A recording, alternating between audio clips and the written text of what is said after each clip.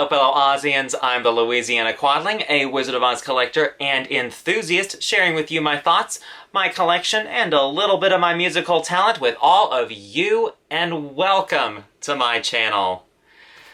Do you not have enough room to display all of your Wizard of Oz collection? Kind of like me? Well, you're in luck. Today, I've got my tips on how to store away those items that don't always get out to be on display in either your Oz room or in your Oz cabinet. Wherever you decide to store your Oz collection when it's not out on display, make sure that it's a temperature-controlled space.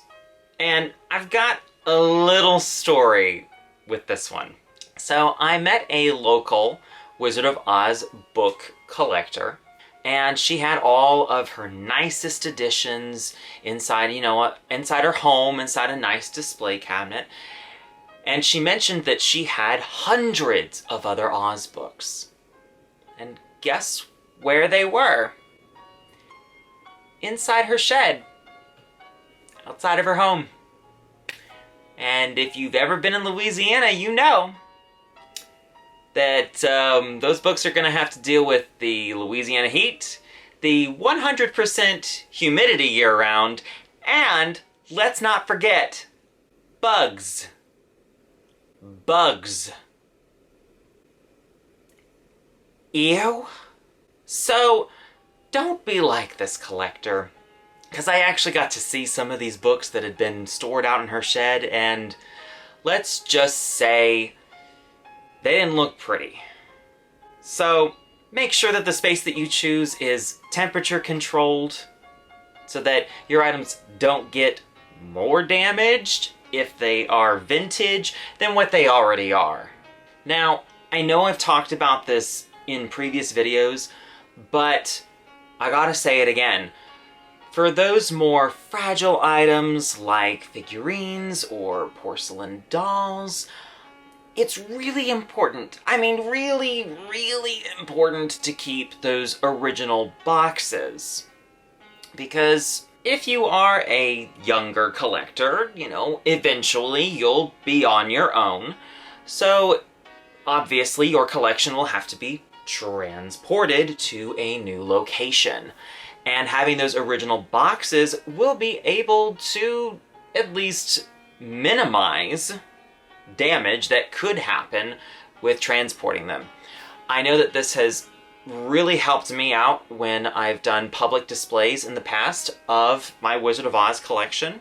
Don't be like me and throw away original boxes. I did this, and I paid the price for it with the first couple of displays that I did with transporting things from the house to where we were going.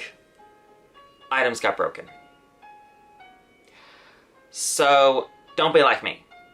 Keep the original boxes, and that way you won't have to rebuy the same thing over again, just to have the box. I totally didn't do that. Okay, I did. Don't be like me. Keep the boxes. Okay, so now that we've kept the boxes and we've agreed that this is the right thing to do, right? Where are we going to put them?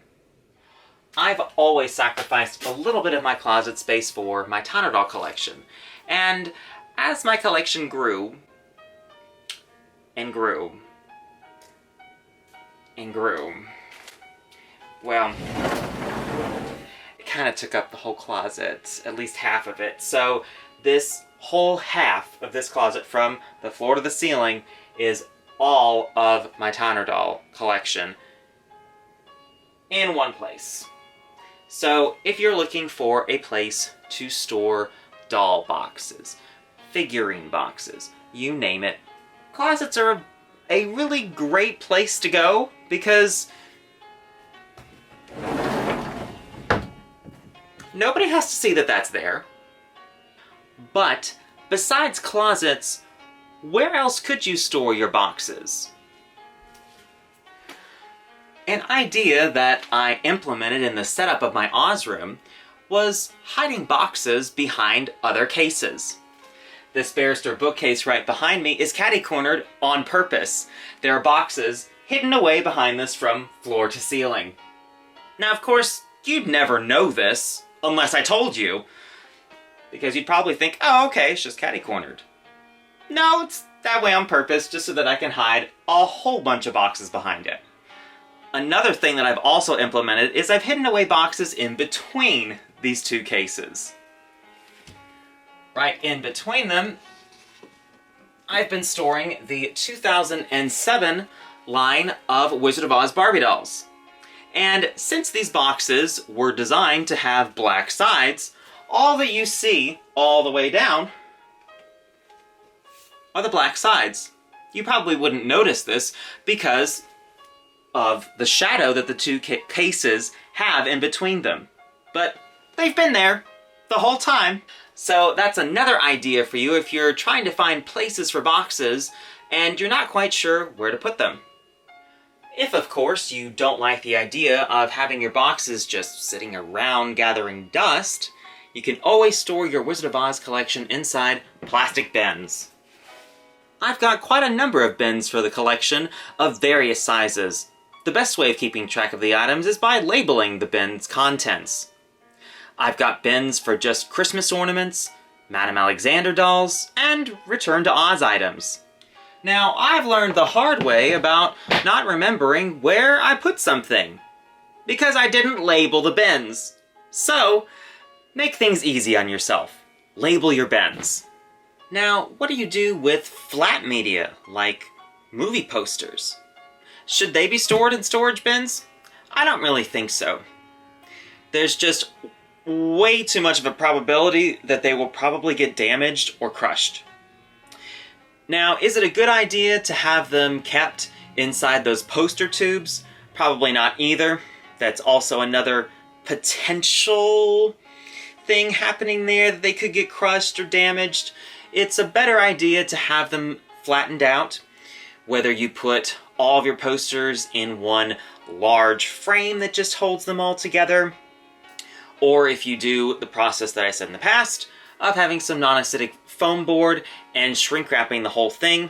Doesn't matter, it's much better to store them flat so that they don't create creases. If they didn't have creases already from being folded, I've known a couple different collectors who had posters, they kept them rolled up, and unfortunately they created new problems. So it's always best to have those things laying flat. I have seen other collectors store their posters inside of a map drawer cabinet. Now, while I don't have one of those, if you can find one of those, they're a really great cabinet to be able to store those movie posters. Now, while I don't have one of those larger cabinets, I do have another similar kind of filing cabinet drawer system that I store most of my flat media in. This particular cabinet here was originally used in a train station here in Louisiana. And this is where I house most of my other flat media that doesn't fit inside of the Barrister bookcases. And that kind of media would be original press photos from various movies. I've got movie scripts in here, and this is also where I keep all of my back issues of The Bomb Bugle. Obviously, I have yet to label each drawer. We're getting there. We're getting there. Now, while I realize that not everybody will be able to find a cabinet like this one, you could, of course, get yourself a filing cabinet to store items like these in them. Those would definitely be a great option for especially those Bomb Bugles and other magazines that you might have in your collection. And those were all of the tips that I had for you on how to store your Wizard of Oz collection. If there is anything that I missed out on, any tips that maybe you have to share, I'd love to hear them. And if you missed out on any of my other previous Wizard of Oz collecting tips videos, I have a playlist linked down below with those videos.